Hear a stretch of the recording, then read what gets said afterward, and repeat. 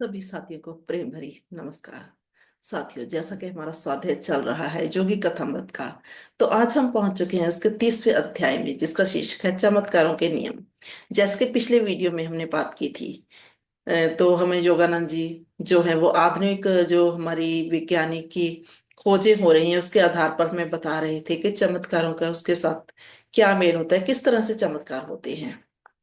तो आज वो बताएंगे ध्यान में उनके साथ क्या एक चमत्कार हुआ जिससे उनको पता चल गया कि ये माया जगत क्या है। जबकि उन्होंने काफी सारे ग्रंथ पढ़ रखे थे, शास्त्र पढ़ रखे थे जिनमें माया के बारे में, लेकिन अब उनके साथ एक ऐसा आज प्रैक्टिकल होता है कि उनको असल में समझ आता है कि माया है क्या। किसको इस जगत हम कहते जो हम सुनते हैं हर एक से कि ये माया है, आखिर वो क्या है, वो उन्हें आज पता चलेगा। तो अब हम शुरू करते हैं। 1915 में संन्यास लेने के कुछ दिन बाद ही योगानंद जी कहते हैं, मैं ध्यान में एक बहुत अनोखा मैंने नजारा देखा और उसके अनुभव से मानव चेतना की सापेक्षता मेरी समझ में आ गई और माया के दुखदायक द्वंद्वों के पीछे मैंने अनंत प्रकाश की अखंडता जो है वो स्पष्ट देखी। ये अनुभव वो कहते हैं मुझे उस वक्त हुआ जब एक दिन सुबह सुबह वो अपने पिताजी के घर में बैठे एक कोठड़ी में ध्यान कर रहे थे, जो कि गढ़पार रोड पर था। उस वक्त कई महीनों से वो कहते हैं यूरोप में जो है पहला विश्व युद्ध चल रहा था और इसमें हो रहे विशाल नरसंहार से मन ही मन बहुत दुखी हो रहा था। वो कहते हैं जब मैं आंखें बंद करके ध्यान में बैठा था तो अचानक मेरी चेतना एक समुद्री बेड़े के कप्तान में परिवर्तित हो गई। जहाज की तोपें और समुद्र के किनारे स्थित तोपखाना एक दूसरे के ऊपर गोले बरसा रहे थे। एक बहुत बड़ा गोला आकर हमारे बारूद के ढेर से टकराया और हमारा जो जहाज था वो टुकड़े टुकड़े हो गया। जो थोड़े बहुत जहाजरान बचे थे उनके साथ मैं भी समुद्र में कूद पड़ा। तो कहते हैं धड़कते दिल से मैं किनारे पर पहुंच गया, लेकिन अफसोस तेज रफ्तार के साथ आ रही एक गोली मेरी छाती में आकर लगी और अब दर्द से चीखते कुरलाते हुए वो कहते हैं मैं धरती पर गिर पड़ा।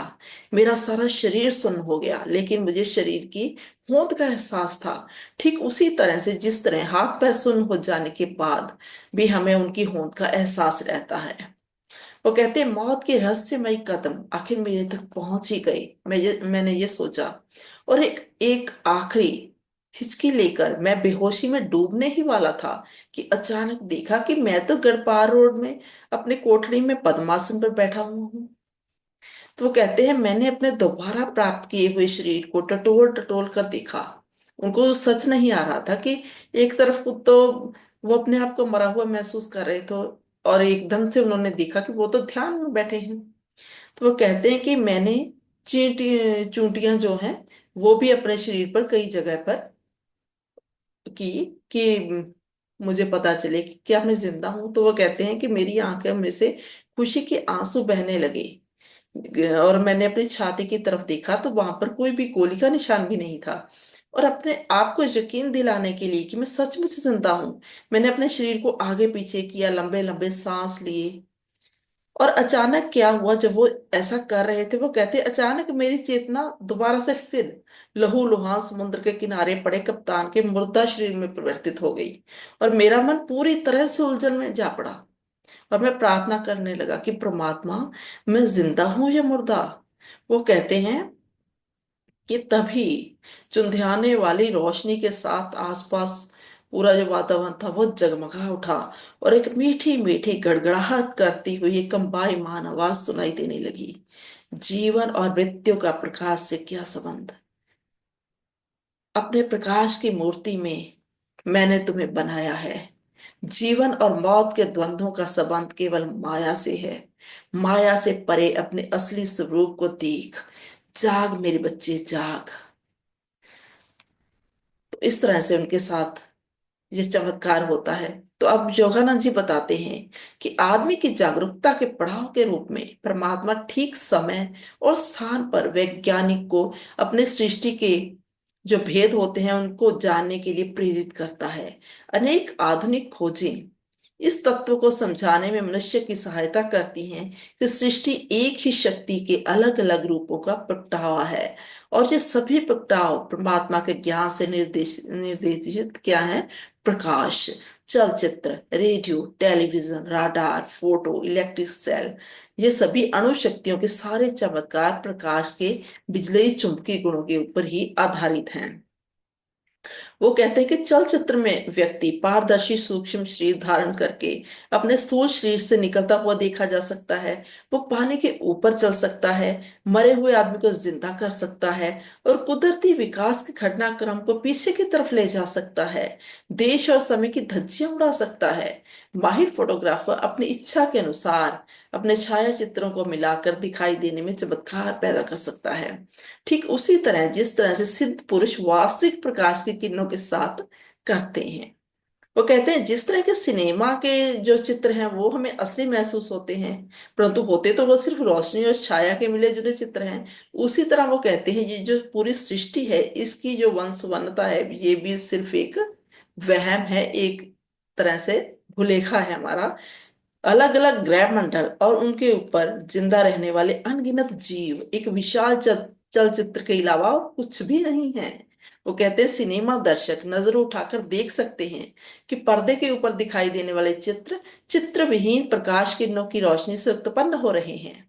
इसी तरह वो कहते हैं सृष्टि का ये रंग बिरंगा नाटक भी उसी तरह एक विश्व सो में से आने वाले एक प्रकाश से उत्पन्न हो रहा है। कल्पना से परे, प्रतिभा से ईश्वर अपने बच्चों के मनोरंजन के लिए विशाल नाटक पेश कर रहा है, जिसमें वो अपने गृहमंडल के नाटक घर में उनको अभिनेता भी बना रहा है और दूसरी तरफ उनको ही दर्शक भी बना रहा है। आगे वो बताते हैं कि एक दिन यूरोप में चल रहे युद्ध के मैदान की खबरों की रील देखने के लिए मैं एक सिनेमा घर में गया। पश्चिमी दुनिया में पहला विश्व युद्ध अभी चल रहा था और खबरों की रील में दिखाया जा रहा नरसंहार इतना असली लग रहा था कि थोड़ी ही देर बाद मेरा मन इतना दुखी हो गया कि मैं सिनेमा घर से बाहर निकल आया। वो कहते हैं कि मैं मन ही मन प्रार्थना करने लगा बाहर आकर कि परमात्मा आप इतना दुख दर्द क्यों होने देते हो। तो कहते हैं मेरी हैरानी का कोई ठिकाना नहीं रहा कि उसी वक्त जब मैंने प्रार्थना की तो प्रत्यक्ष रूप में यूरोप में जो युद्ध के मैदान के दिव्य दर्शन मेरी प्रार्थना के उत्तर के जवाब में मेरे सामने जो है वो दृश्यमान होने लगे। जागती आंखों में उनको दिखाया जाने लगा वो पूरा दृश्य युद्ध का। मृतकों और मरण किनारे पड़े लोगों के साथ भरे इस खबरों की रील के दृश्य, वो कहते हैं कि जो मैं अंदर रील देख कर आया था ये तो उससे भी ज्यादा दर्दनाक थे। जो दृश्य मुझे तब जागते हुई आंखों से दिखाए जाने लगे, मेरी आंखों के आगे आने लगे। तो वो कहते हैं मेरी अर्ध चेतना में एक कोमल आवाज उभर कर आई तभी कि ध्यान से देखो, तुम देखोगे कि फ्रांस में खेले जा रहे नाटक के दृश्य प्रकाश छाया की खेल से ज्यादा कुछ भी नहीं है। ये सृष्टि के चलचित्र हैं, उतने ही असली और उतने ही अवास्तविक जैसे कि अभी अभी तुमने जो खबरों की रील देखी है। नाटक में एक और नाटक। तो वो कह रहे हैं कि मेरे दिल को अभी भी शांति नहीं थी मिली, लेकिन दिव्य आवाज आगे फिर कहती चली गई कि सृजना प्रकाश और परछाई दोनों ही हैं, नहीं तो कोई चित्र संभव नहीं हो सकता। माया के अच्छे और बुरे गुण बारी बारी से एक दूसरे पर हावी होते रहते हैं। इस संसार में अगर अखंड आनंद प्राप्त हो जाए तो क्या कोई मनुष्य किसी और लोग की इच्छा करेगा? दर्द मिले बगैर तो वो इस बात को याद करने की कोशिश भी नहीं करेगा कि उसने अपने असली घर को त्यागा हुआ है। तो दुख जो है उसको याद करवाने के लिए उसको जैसे कांटा चुभोते हैं, वो है कि दुख से बचने का इलाज है सिर्फ ज्ञान। मौत का जो दुख है वो झूठा है और जो लोग मौत के नाम से कांप जाते हैं वो नाटक के उस ना समझ पात्र जैसे हैं जो उस ऊपर चलाई गई कागज की गोली लगने से ही मंच के ऊपर गिरकर डर से ही मर जाते हैं। आगे वो आवाज कहती है मेरे बच्चे प्रकाश के हैं, वो हमेशा के लिए माया के अंधकार में सोए नहीं रहेंगे। तो यहाँ पर योगानंद जी अब बता रहे हैं कि मैंने माया के संबंध में शास्त्रों में बहुत कुछ पढ़ा था, लेकिन उससे मुझे माया का इतना गहरा ज्ञान प्राप्त कभी नहीं हुआ था जितना ध्यान में दिखाई देने वाले दृश्य और उन दिलासा देने वाले शब्दों से हुआ। मनुष्य की कद्र कीमतों की धारणाएं, मान्यताएं और सोच पर एक गहरा परिवर्तन आ जाता है। सृष्टि केवल एक विशाल चलचित्र है और इसके अंदर नहीं बल्कि इससे परे उसका सच्चा स्वरूप जो है वो मौजूद है। अब आगे योगानंद जी कहते हैं कि जब वो ये अध्याय लिख रहे थे, ये अध्याय पूरा लिखने के बाद वो अपने पलंग पर बैठ जाते हैं पद्मासन में। और उनके कमरे में जग रहे हैं दो बल्ब, उनकी मध्यम सी रोशनी है। वो कहते हैं, मैंने छत की तरफ नजर दौड़ाई। जब मैं छत की तरफ देखा तो छत में सरों के रंग के छोटे छोटे प्रकाश बिंदु रेडियम की तरह झिलमिला रही थी।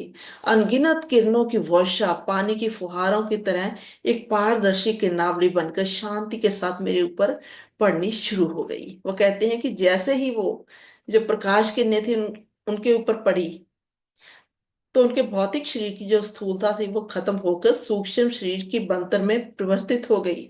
और उन्होंने ये महसूस किया जैसे वो हवा में झूल रहे हैं और उनका वजन रहित शरीर पलंग के साथ नामात्र ही स्पर्श कर रहा था। तो उन्होंने बारी बारी से अपने आप को दाएं बाएं हिलाकर भी देखा और कमरे में नजर दौड़ाई। तो फर्नीचर और दीवारें जो थी वो अपनी अपनी जगह पर कायम थी, लेकिन प्रकाश का वो छोटा सा बिंदु जो था वो फैलकर इतना बड़ा हो गया था कि छत भी दिखाई नहीं दे रही थी। तो जोगानंद जी कहते हैं कि मैं ये देखकर हक्का बक्का रह गया, भौचक्का रह गया। उस प्रकाश में से फिर एक आवाज सुनाई दी उन्हें कि सृष्टि के सभी चलचित्रों की रचना इसी तरह ही की गई है। तेरे पलंग के ऊपर जो चादर है, चीटे पर सफेद पर्दे पर अपने प्रकाश किरणों बिखेर कर तेरे शरीर का चित्र जो है वो पैदा कर रही है। देख, तेरा शरीर प्रकाश के अलावा कुछ भी नहीं। तो योगानंद जी कहते हैं कि मैंने अपनी दोनों बाजुओं की तरफ देखा और उनको आगे पीछे हिलाया, उनमें कोई भारीपन नहीं था। तो मेरे ऊपर आनंद की खुमारी छा गई और लंबे समय तक मैं अपने कमरे की मध्यम रोशनी वाले सिनेमा घर में अपने शरीर का ये चलचित्र महसूस करता रहा। ध्यान में और ध्यान से अलावा भी मुझे, वो कहते हैं, अनेक दर्शन हुए, लेकिन ये उन सभी में से निराला था जब मेरे स्थूल शरीर का जो वहम था मेरे दिल में वो पूरी तरह से खत्म कर दिया गया। और जब इस बात का ज्ञान मेरी चेतनता में पूरी तरह से उतर गया कि सभी चीजों का मूल प्रकाश ही है, तो मैं, वो कहते हैं, नजर उठाकर ऊपर परमाणु अणुओं की धड़कती हुई उस धारा की तरफ देखा मैंने। और वहां पर वो प्रार्थना कर रहे हैं कि हे दिव्य प्रकाश, कृपया मुझे मेरे इस तुच्छ शरीर के चित्र को अपने में लीन कर लो, जिस तरह एलिजा को प्रकाश रथ के ऊपर बिठाकर स्वर्ग ले गए थे। साथ ही अब वो हमें बता रहे हैं कि निश्चित ही ये जो प्रार्थना से थी ये भयभीत करने वाली थी, क्योंकि वो एक तरह से अपनी मौत की मांग कर रहे थे। तो वो कहते हैं, वो जब ही मैंने ये प्रार्थना की तो वो प्रकाश तना एकदम से अलोप हो गया, गायब हो गया। मेरे शरीर ने दोबारा से अपना साधारण वजन प्राप्त कर लिया। जिस और फिर वो झिलमिलाते प्रकाश बिंदु जो थे वो टिमटिमाए और अलोप हो गए। स्पष्ट था, अब योगानंद जी कहते हैं, कि मेरा अभी इस संसार से विदा होने का समय नहीं आया था। तो साथियों, आज हमने माया के बारे में जाना, जो कि उन्होंने अपने ध्यान के अनुभव के दौरान बताया कि इस तरह से उन्हें असली माया की समझ आई कि माया असल में है क्या। तो साथियों, हमें भी ये करना है। हम अगर क्रिया योग करेंगे, योग विज्ञान में उतरेंगे, तो हमें इस सब चीजों का पता चलेगा कि माया है क्या। अभी हम भी उनकी तरह शास्त्रों पर ही आधारित हैं, किसी से सुनते हैं या पढ़ते हैं, लेकिन हमें प्रैक्टिकल करना होगा अगर हमें असली माया, असली चमत्कार देखने हैं या करने हैं तो।